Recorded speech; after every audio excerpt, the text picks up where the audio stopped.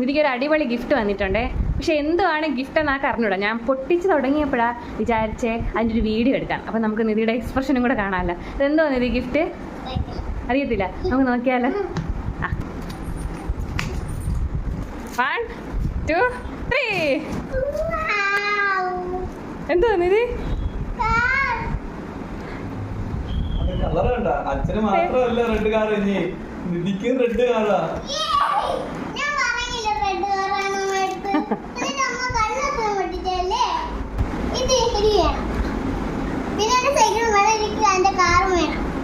അല്ലേ ഇതിപ്പോ ഇനി പോയി കാർ ഓടിച്ച് സ്കൂളിൽ പോകാലോ. നമുക്ക് ആ എന്നാ